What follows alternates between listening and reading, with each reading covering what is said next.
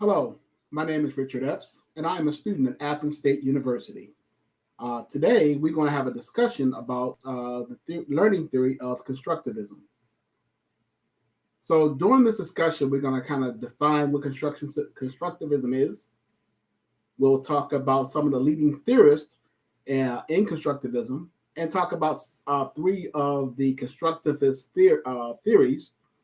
Along with, we'll discuss how the constructivism classroom looks in comparison to the traditional classroom. And then we'll also talk about the PAR model by G.F. Petty and give an example of how the PAR model fits in with constructivism. So let's go ahead and get started and talk about defining constructivism. So constructivism is a learning theory that suggests that the best way to learn is through hands-on experimentation and reflection. So when we talk about purpose, in this case, the constructivist theory is that it's a student-centered learning approach that actually puts the student. Pause. Start again.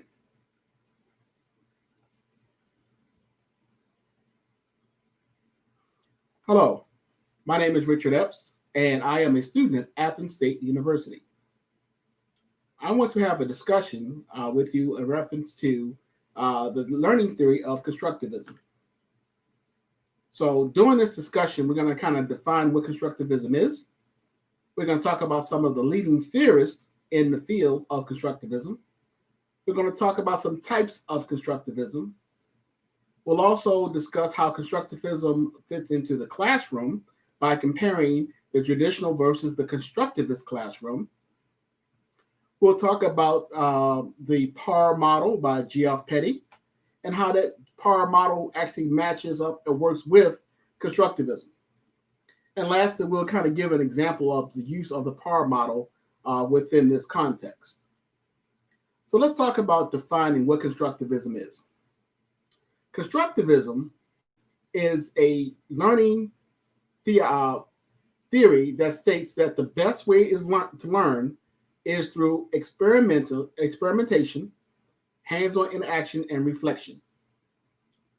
So what we're looking at here is a learning approach that is actually student-centered, and it's a way where people actively construct their knowledge based on their perception of the material that's presented and how it fits into their past knowledge. So this is an active learning process.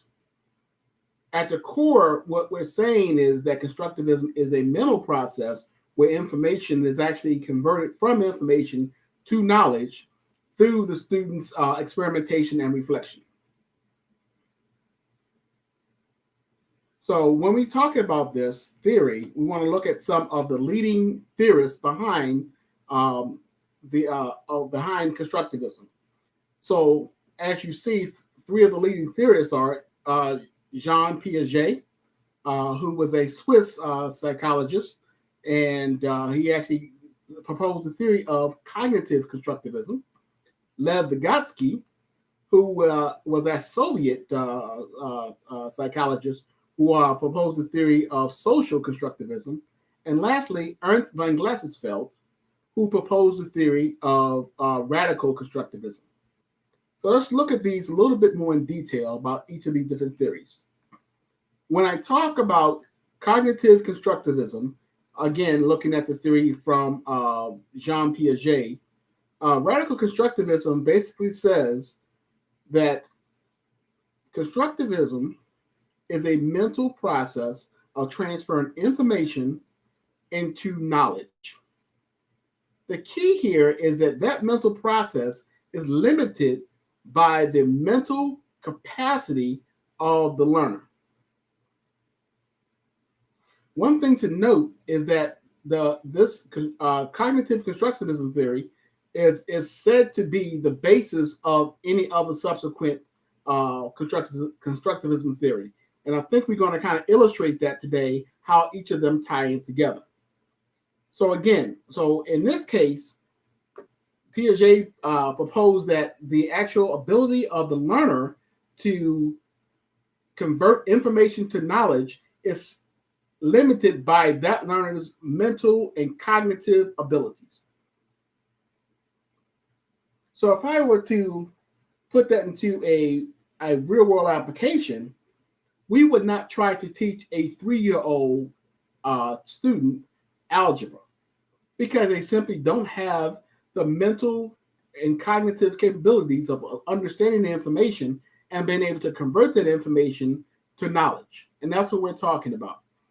So Piaget's theory pretty much focuses on the fact that it is converted from information to knowledge, but again, as we said, it's limited by that learner's ability to actually understand and convert that information to knowledge.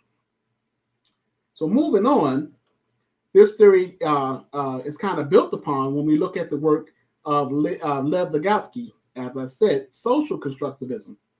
So in social constructivism, Lev Vygotsky purports that the process of converting information to knowledge, while it is a mental process, that process is also influenced by social interactions. And in this context, we're talking about social interactions of the learner. And let's say in the classroom, that learner will be influenced by teachers, administrators, fellow students, anyone who actually comes in contact with that student within that environment has an effect on how they are going to process that information and convert it from information to knowledge. But the theory goes a little bit further, a step further, and says not only in the classroom, outside the classroom, social interactions also count, and it also influences that learner. He notes that interactions from family members, interaction from friends, other peers, and things like that also kind of help that individual shape, their view of the information and the context in which it actually goes, which is actually converted into knowledge. So I look at this as saying, okay, so if a learner is influenced by social influencers, let's say, for instance, we have that disruptive child next to the child who's actually trying to study or whatever, that may have an effect on that student who's trying to study. A student who actually has a lot of negative input from home as they're trying to learn or whatever, that may actually have, again, an impact on the way that student learns. So as I said, this builds on the previous theory of cognitive constructivism. It simply just says, in this case, the actual social interactions affects the way that student converts information to knowledge. So let's talk about the last one when we talk about radical constructivism. So when we're looking at radical constructivism, again, it's the work of Ernst von Glasersfeld. Ernst von Glasersfeld kind of submits the theory that, yes, it is a mental process in conversion, and social interaction may have an impact on it. But his main